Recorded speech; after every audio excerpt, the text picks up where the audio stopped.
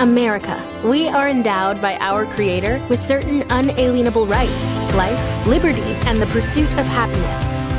By honoring your sacred vocation of business, you impact your family, your friends, and your community. At Grand Canyon University, our MBA degree program is 100% online, with emphases in business analytics and finance to help you reach your goals. Find your purpose at GCU. Private, Christian, affordable. Visit gcu.edu.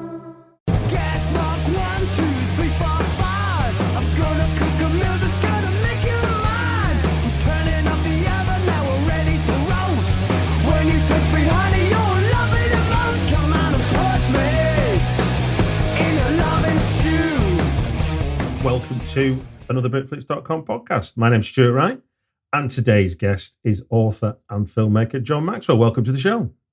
Hello, Stuart. How are you doing? We're here to talk about your book, Water Street, and we're also here to talk about 3 films that have impacted everything in your adult life. So, let us first delve into your book. And I guess the best place to start, and I should say, it's out now by BK Fiction. And if you want to give a brief synopsis as to what Water Street is all about before we get into any details about the writing of it. Thank you. Thank you for the lovely intro, by the way. The Water Street is a mule kick of a Western, as I like to call it. I do argue with some people because they say it's historical fiction, and it is up to a point an historical thriller, but it has a lot of Western tropes in it. But even though it's a fictionalization, it's about something very real that happened in the 1860s. So let's go to 1863. It's the American Civil War. And in Liverpool, what is going on is there's something called the cotton drought, which is caused by, in the eyes of the nouveau riche in the cotton exchange in Liverpool, they're very, very powerful people. They're caused by the Union.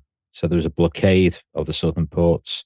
The Confederate Navy wasn't really anything to talk about. So they weren't really able to stand up to this until, against British neutrality, essentially against the law, they started building ships in Camberwell, sailing out on the Mersey under a false registration, and then going to break the Union blockade, smash through them, these ironclad vessels. And Water Street really is about a sort of semi-fictional character called Bannister Dunwoody. He's based on a real guy called James Dunwoody Bullock, who comes to Liverpool with the intention of firstly building more ships and then ultimately drawing Britain into the war on the side of the Confederacy.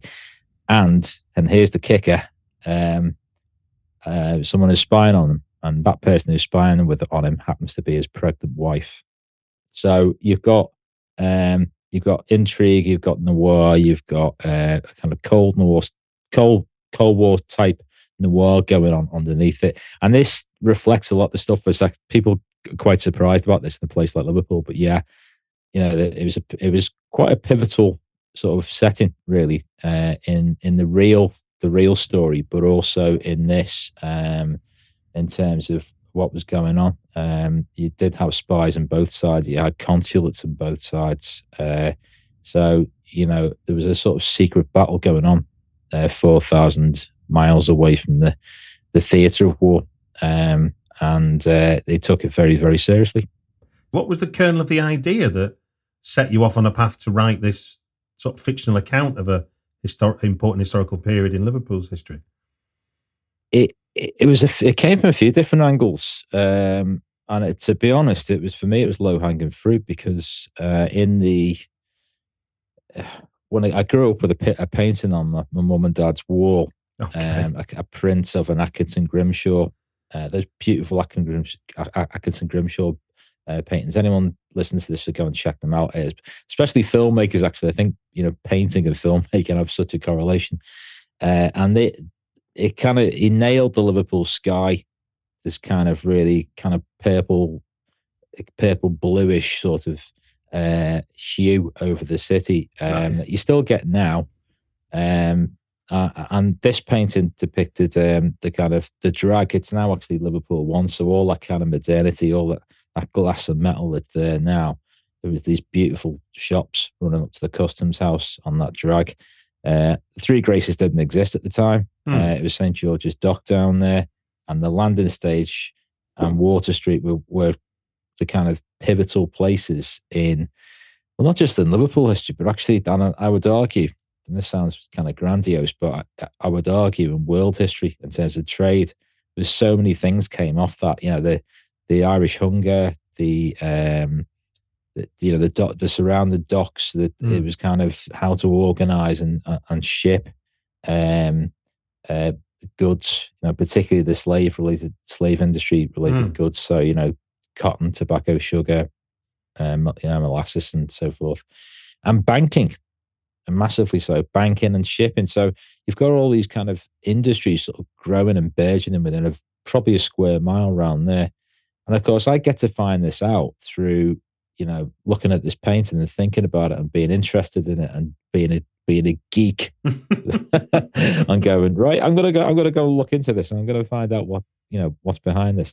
But also having a mother who grew up in Dingle, and could tell me stories about going way back about, relating to the Great Hunger.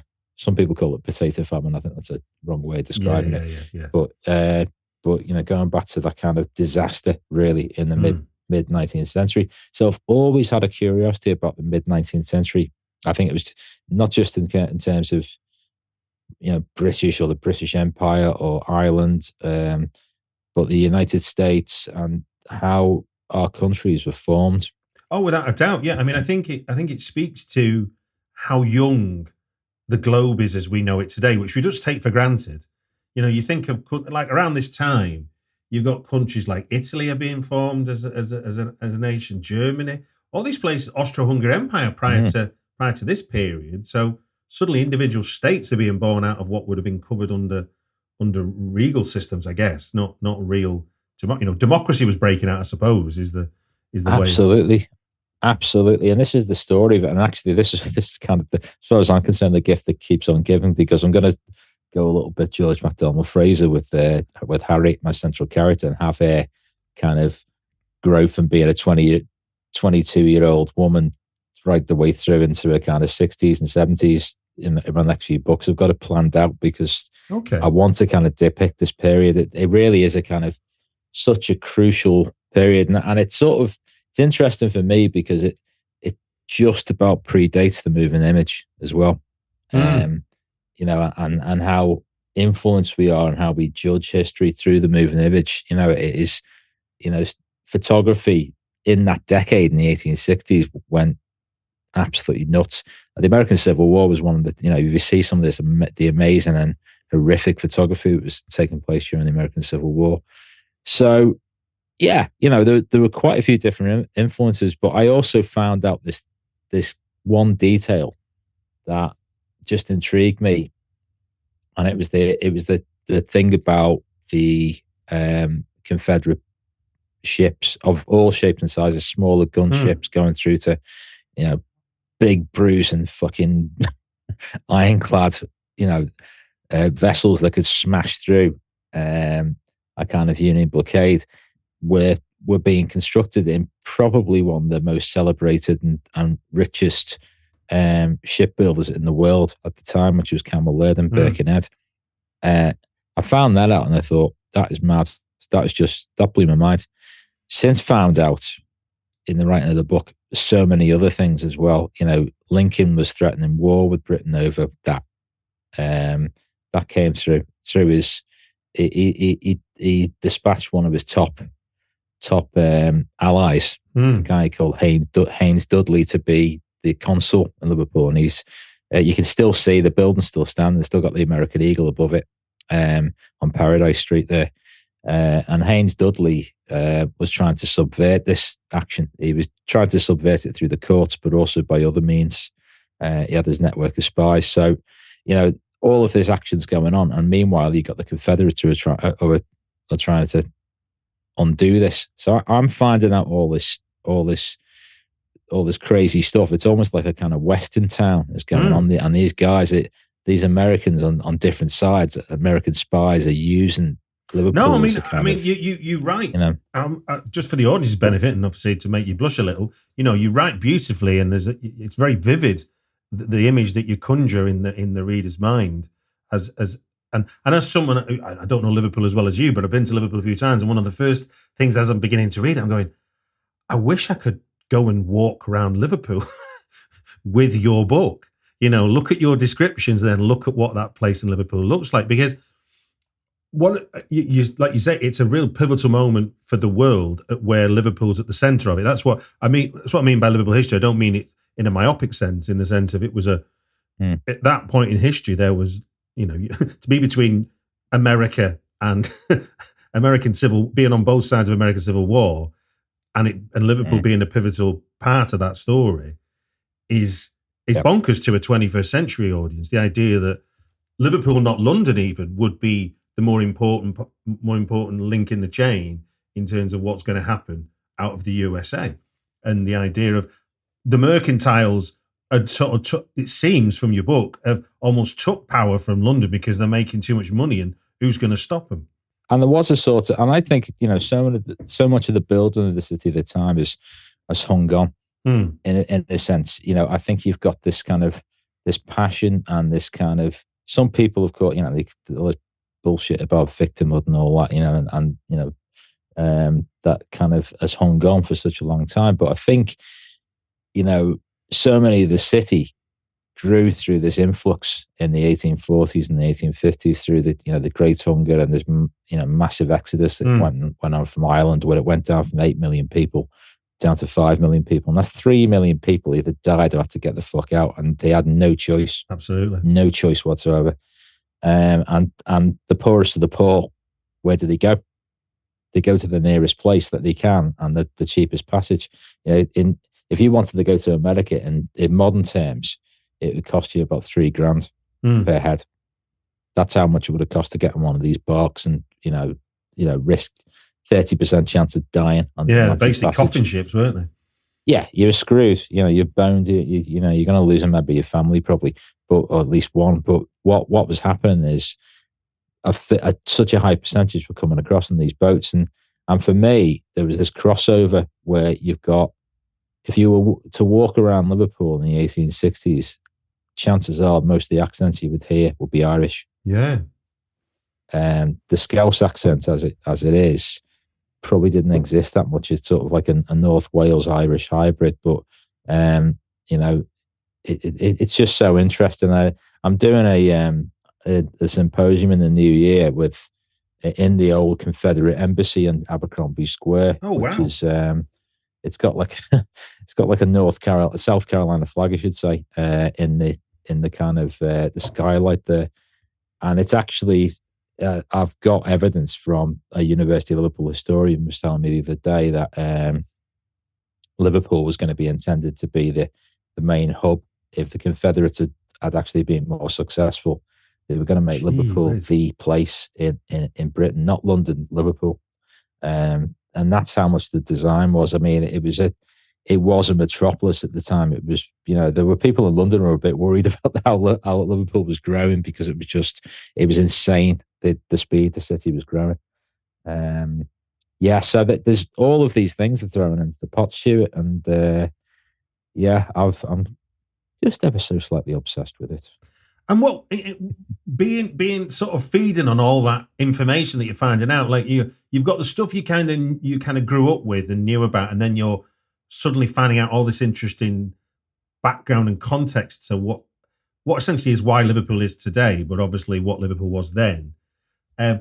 What was the challenge for you in terms of creating a story out of that and not getting too bogged down in trying to be so historically correct? Well, the greatest gift I ever got for writing a novel was actually, and I'll say this, some novelists might blanch at this, but the greatest gift I ever got was teaching screenwriting, which in turn came from producing films and developing scripts and working in that kind of very rigorous sort of system. I would argue screenwriting is probably the most rigorous form of writing in many ways. And I wrote it as a treatment originally. Okay. And it was very rudimentary, very simple, really. It was kind of just more version of a long synopsis, like a 3-pager rather than the treatments in the way. But yeah, it was always kind of intended to get it out there and try and, make it my, kind of landmark project and all that.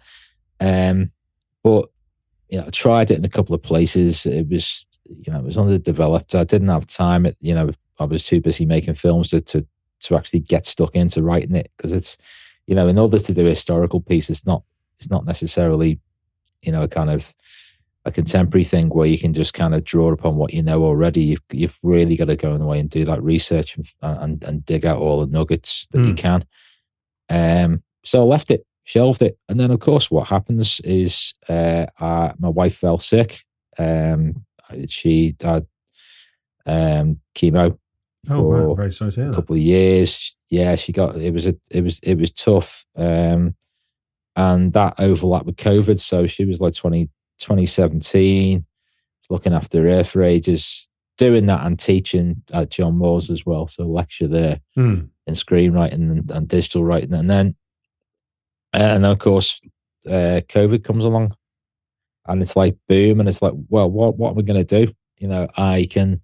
I'm not likely to be able to make a film. And I hadn't been able to make a film for a long time, apart from playing around with bits of animation. And I thought, well, if I carry on doing that, I probably will actually fall off the perch and start gibbering like a maniac, because it's so crazy just how much you're looking at the screen. So I better go away and write something, and that's what I did. I wrote Water Street. I started developing it during the kind of COVID era. Hooked up with an agent through a mate of mine, Jeff Young, who's a fantastic writer. And he sort of advised me to go to the Liverpool Literary Agency, and they are doing amazing things. They're the only literary agency outside. Well, they're not the only literary agency outside of London, but they're one of the very few in the north of England. Yeah. And they're doing wonderful things. And Claire Coombs there just encouraged me to keep going with it, and I did. And eventually we got a book deal, and here we are. It's moving, which is great. I'm really enjoying it, and just learning as much since the publication as the novel as I did in the run up to it, really, because now it's getting out there. I'm getting all kinds of people coming to me. Brilliant. With different from the stateside as well. I'm in touch with a voodoo priest who's given me lots of great stuff about New Orleans.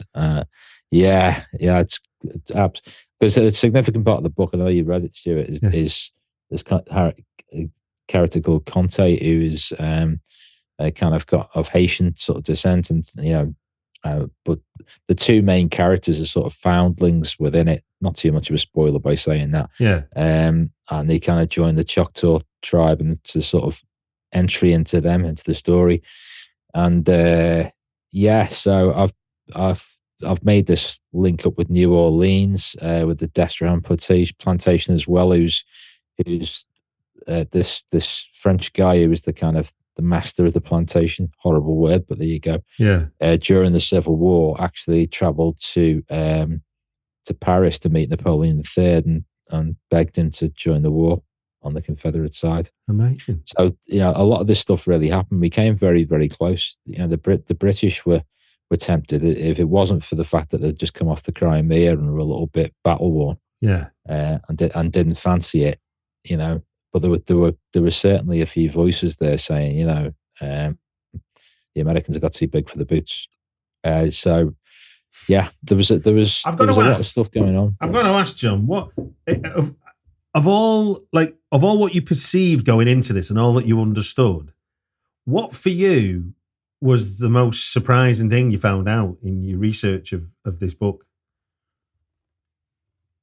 There are a few things. I mean, there's a beautiful story. I was actually in Dublin over the weekend, and this sort of underscored it, and it underscored it beautifully. The Choctaw tribe, who were the kind of tribe in Louisiana along the banks of the Mississippi, and this is very much Mississippi to Mersey. I'm kind of drawing a parallel between those two places. Okay. They were very much part of the Trail of Tears, where they were moved on forcibly. They were pushed out of the land. massive parallel with what was going on in Ireland, just in this style and the way, pretty much criminals were turning up with more rights than them. Effectively. And then it was classic Wild West stuff. The criminals were the ones wearing the badges,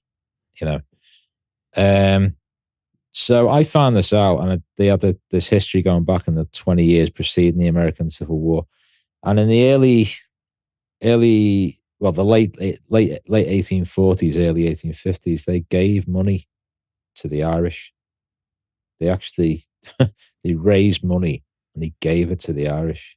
I still get a bit choked up even thinking about this. These people have been fucked over, pardon my French, but they've been absolutely, in a very short space of time, the lands have been, cut apart. They'd been, they were being forced out of a place that they've been for thousands of years, by, scumbags, essentially. Yeah. And they heard about this famine.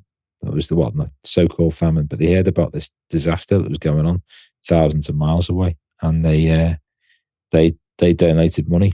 And I found out actually over the weekend, this is how these things have been coming to me by some kind of strange quirk of fate, that the Irish recently raised €5 million to donate back to them, for their grounds in Oklahoma. Amazing. So they've transferred that money back, and I just think, and there's an awful lot of stuff about as I said, the Camel Laird connection and the ships, the disgraceful thing about the ships being built, and the massive support there was in the city. Shamefully, this whole Liverpool Mag thing's quite funny because Manchester was more on the side of the Union, actually. That's right, yeah. And Liverpool was on the side of the Confederacy, and not everyone was. I'll make a point that not everyone in Liverpool was on the side of the Confederacy, but there was a long lot, particularly, in the moneyed sort of areas, there was. You can't escape how much the money would have influenced what people thought, as opposed to understood. It was dreadful, and for me, finding all this stuff out collectively was a way of making sense of who we are now as a city. And many of the people who were left behind are the ones who are descending from, those who weren't so well off, because the money did leave quite quickly, particularly after the Second World War. It was like, right, okay, that's it. There's nothing left. Boom, we're off. We've only started recovering as a population in the city in the last 10 years. It started to actually climb again. Up until like 2010 or something like that, the population was decreasing.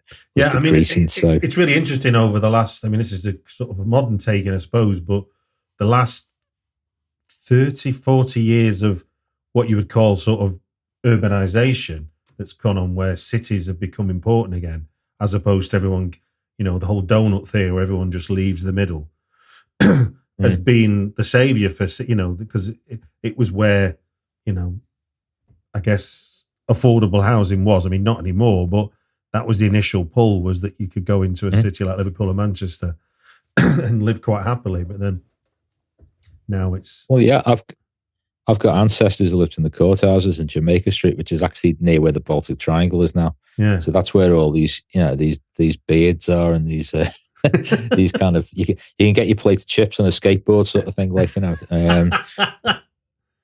Well, look, John, Water Street is out now from BK Fiction. I'll put a link in the show notes where people can get it from. And we will now move into... Save on O'Reilly Brake Parts Cleaner. Get 2 cans of O'Reilly Brake Parts Cleaner for just $8. Valid in-store only at O'Reilly Auto Parts. O'Reilly Auto Parts. 3 films that have impacted everything in your adult life. The rules are simple for anyone not listened to this before. John has given me 3 titles. We are going to discuss the 3 titles, but only 5 minutes at a time. Your first choice, and I'm going to do them in the order you gave me, not the order they were released, is 1969's Midnight Cowboy, directed by John Schlesinger, starring John Voight and Dustin Hoffman. What is the importance of this film to you? Where does it fit in your film memories, John?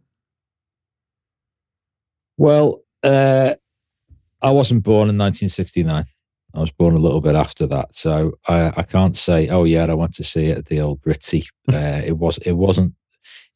didn't have the first kind of the first wave of that film coming out, but I strong films like this have got a sort of quality that I grew up in the 70s, and fortunately I had the kind of parents who used to let me watch anything.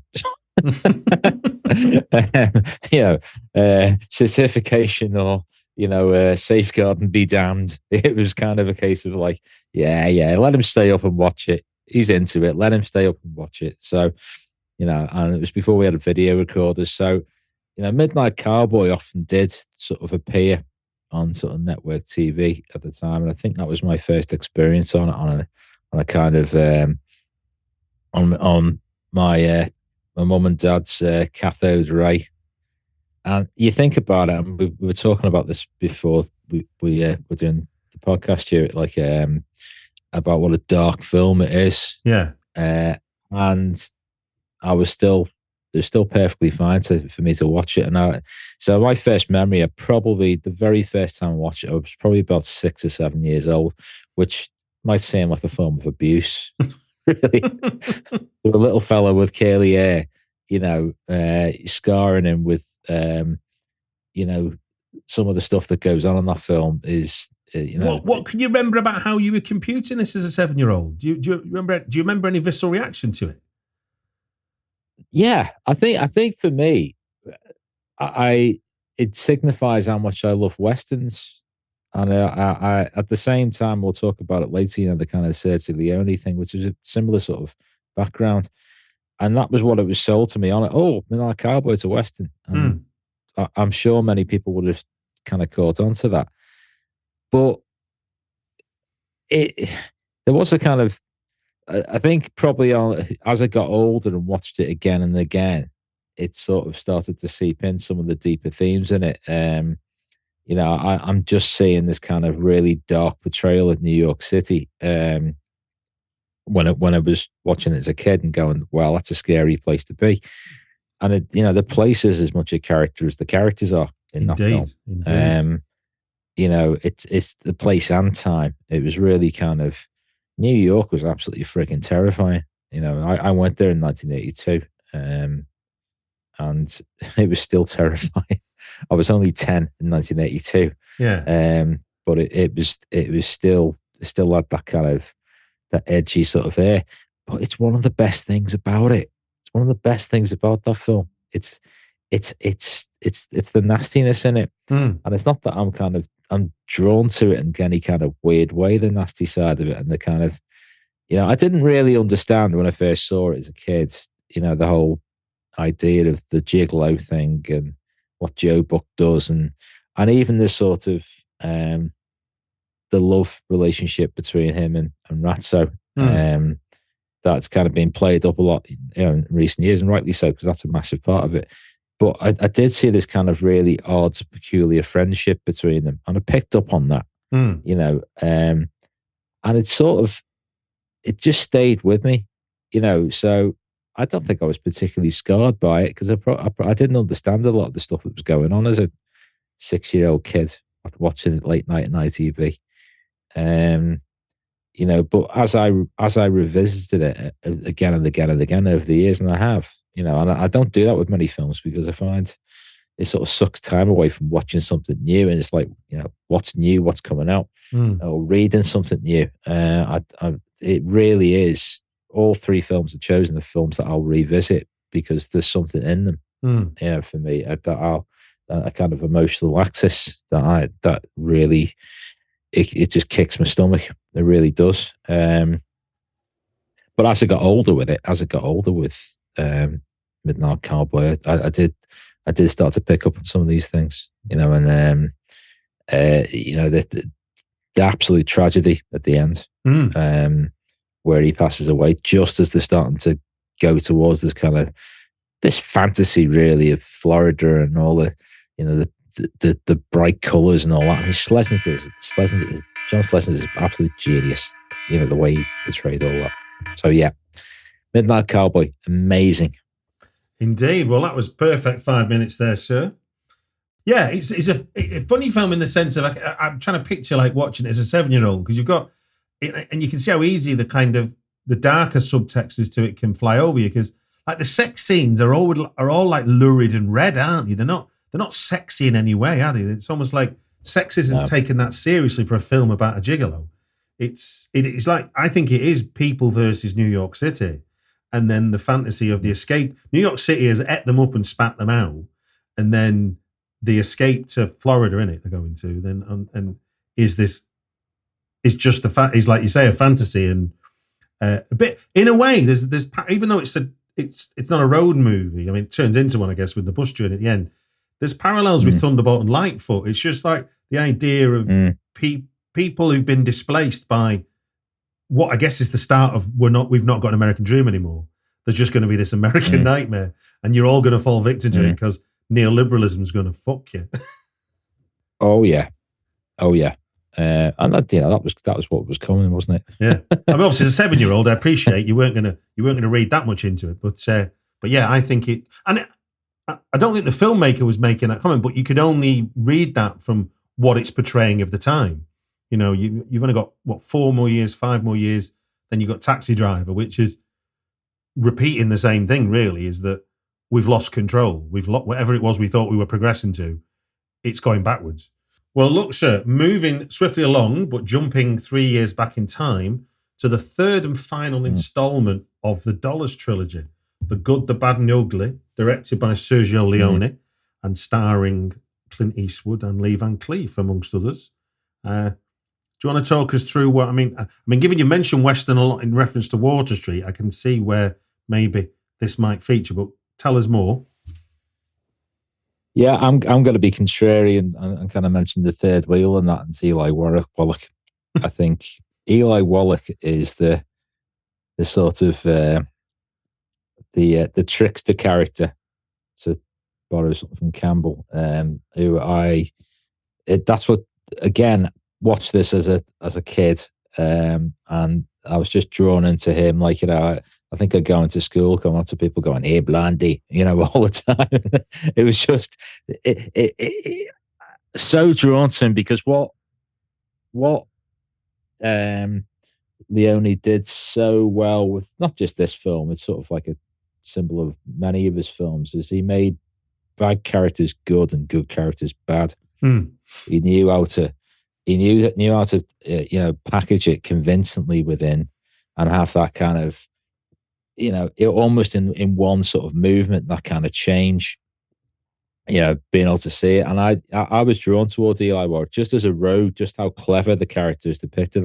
You know, he could have very easily been an awful stereotype, you know, a little. I guess Sergio's not falling foul to that horrible, to think about you as a screenwriting teacher and thinking how people look at screenplays, that horrible note of making someone more likable, whereas that would have destroyed most of the characters in this film, wouldn't it? Obsessive note, yeah, that would have been, and I suppose in a similar way to The Midnight Cowboy, it's a film that just, one of its appeals was it wasn't sanitized. It just sort of, it laid it out flat in front of you. You know, there's a kind of simple plot and MacGuffin thing going on that's driving the whole thing through, and it's essentially three of them are kind of, you know, at different times joining sides with each other and going against each other, and it's so skillfully done. And it's just, again, for a kid watching it, and I'm going back to when I was a kid, because this is sort of a foundation. I'm realizing it more and more of what I've been writing, particularly recently. You know, where, you know, write the good baddie is essentially it. You know, I think a lot of films are only as good as the villains. Yeah. And if you can do that within one character, you know, if you can have the yin and yang and the you know, which probably less so with Lee Van Cleef. He's just an out and out shit heel. Yeah. And he's even got that sort of like that kind of Lynx type look about him, like, you know, which is so sort of iconic in that film. So yeah, I think it's the way it looks, it's the way he describes the wide open spaces and the sort of the feral nature of it, and so much of historically what I'm finding out underpins the growth of America, and particularly the Wild West as we see it is that land grab and that lawlessness. It's like a divergence, though, isn't it? There's this pressure to set up civil communities, but it doesn't take many people to destroy the civil community and reduce them to insecurity and paranoia, so that you all end up being bad. It's like there's the obviously a lot of religious people went out and did their nice thing, but then God didn't protect them from all this nefariousness that was going on around them. And America is such a raw country, even to, most of it, even to this day, it's not been tamed. The West wasn't won, as it were. There just was some cities rose and stayed where they were, but I think that what Leone does well is that idea of everyone's living on the wits, really. Nobody, who can you trust apart from the person who might have bought you a drink 5 minutes ago, and that's about as far as you can trust them. And you think about it, you've got this Italian master, who's shooting it in Spain and the Canary Islands. Yeah. Using mainly kind of Spanish or Italian speaking cast, apart from the three leads. And it shouldn't work. No. None of his films should have worked. None of his Westerns should have worked.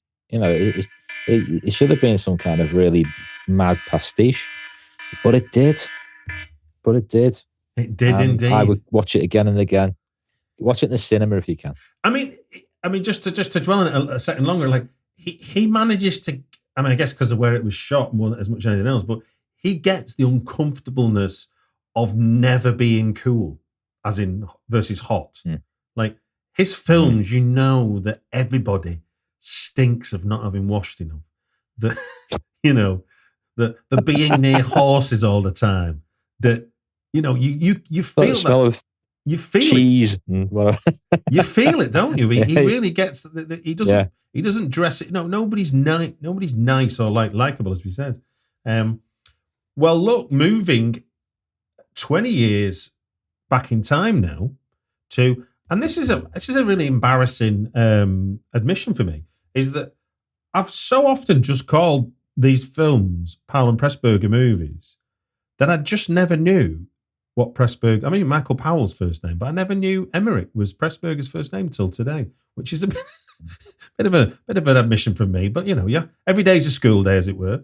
But 1943's The Life and Death of Colonel Blimp, where now this is obviously a very different tone to the previous two. So where are you seeing this for the first time, and why is it impacting on you?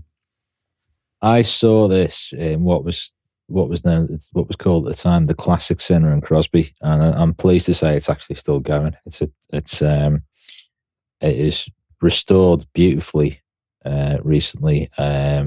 It's now called the Plaza. It's a community-run cinema. Amazing. If you're ever in that end of Liverpool, it's absolutely gorgeous. Opened in 1939, I think the week before war broke out, which is a bit crazy. And yeah, they again were in charge of curating and programming their films, as long as I can remember. So yeah, you could go in there and see Star Wars or whatever, or Raiders of the Lost Ark, but they would show films like this, and as a normal thing, really. So there was kind of constant access as a kid to be able to go and see these type of films. And it started, I think it was some kind of season, because I think I saw A Matter of Life and Death, which is another famous Powell and Pressburger film on the TV. Again, my mum and dad's cathode ray beast in the living room is responsible for a lot of stuff. But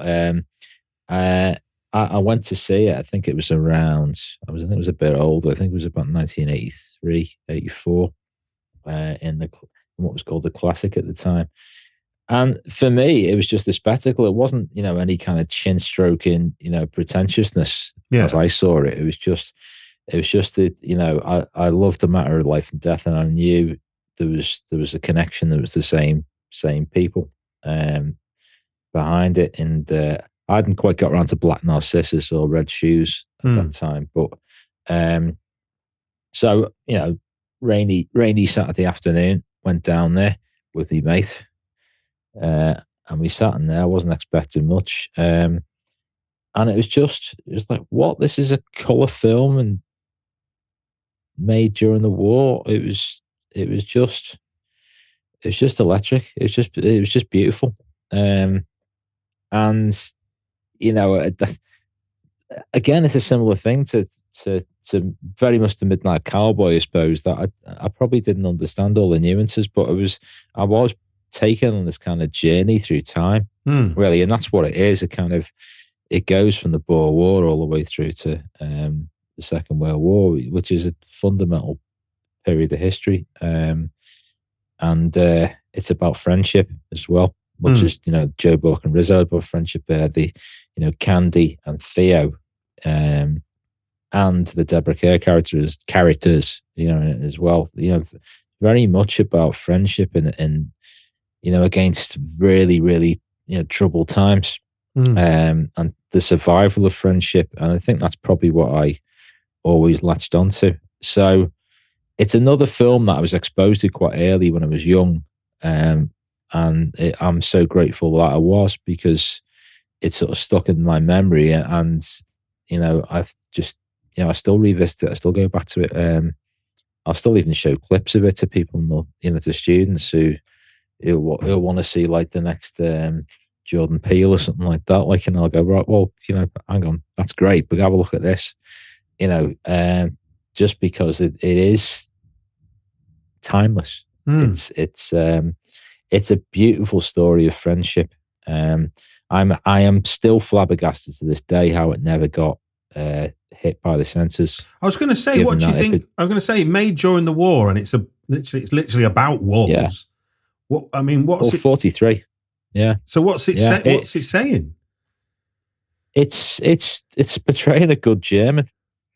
Now, Spielberg might be able to do that in Schindler's List, so many years after the fact, and it's all like, we're all friends now, that kind of thing. Yeah. So, and don't get me wrong, in the sense that added brave elements as well, but this is right in the middle of it. This is all the shit going on, and they shot it beautifully. Jack Carter's cinematography is utterly stunning. It's just the use of very, very new techniques of color. It was just, it just takes you there all the way through. And I suppose you look at that portrayal of friendship, that's what really draws me through. But you almost don't notice the stuff like the colors and the cinematography. It's just out of this world. I've got to ask you, now you've told us about the film, I know the alarm's gone off for 5 minutes, but so what's the cinema like now then? This place in the Plaza, you said it's called now. So what kind of venue is it? Well, not by me, but by a few people, they unkindly called it the flea pit, which I believe was a generic term for a place that was a bit of a dump. It did, they really, I don't know how the hell they kept it going, like these volunteers, but they deserve a bloody medal too, honestly. Utter passion involved in keeping a place like that going.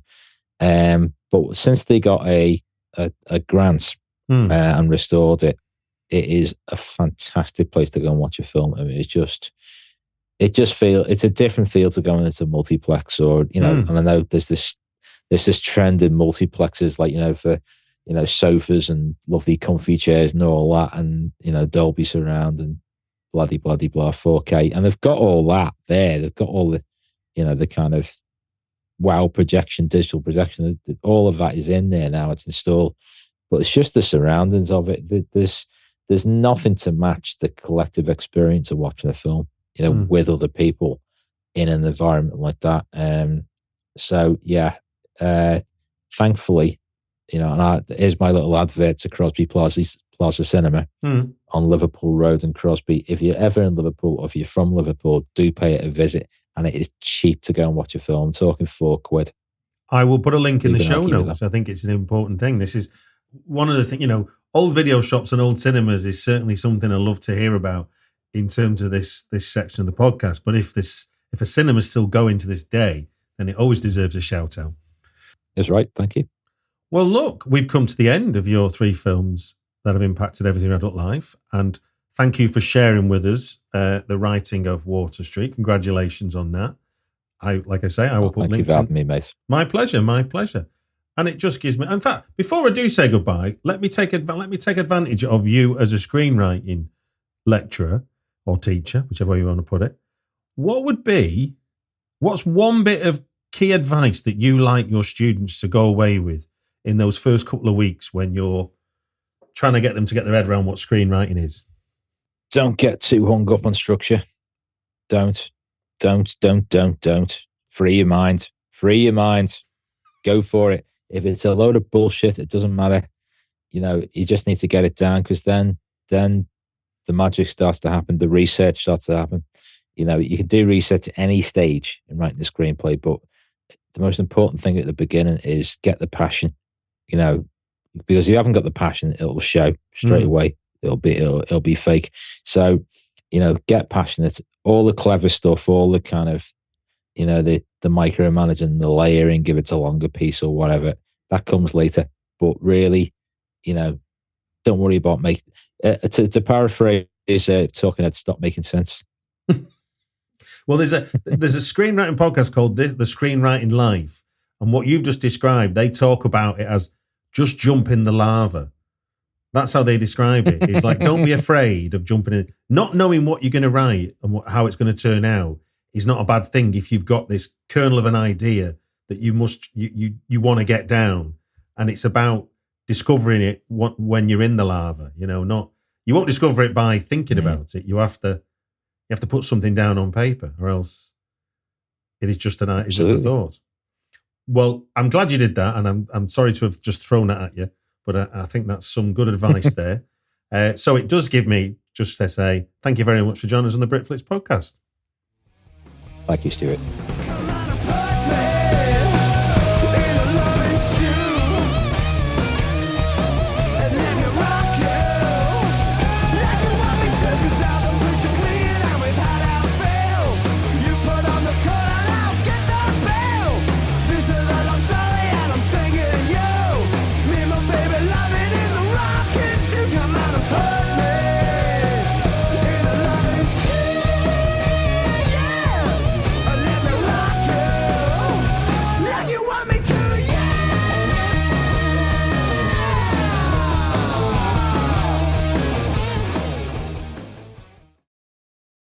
At Baker's Pharmacy, care is what's most convenient for you. Care is being here when you need us. We're open evenings and weekends. Care is helping you save more. Most insurance plans and discount cards are accepted at your local Baker's Pharmacy. Care is saving you time by managing your prescriptions online. You can request refills, check order status, and more. Care is convenience that works for everyone. Baker's, a world of care is in store. Services and availability vary by location. Age and other restrictions may apply. For coverage, consult your health insurance company. Visit the pharmacy or our site for details.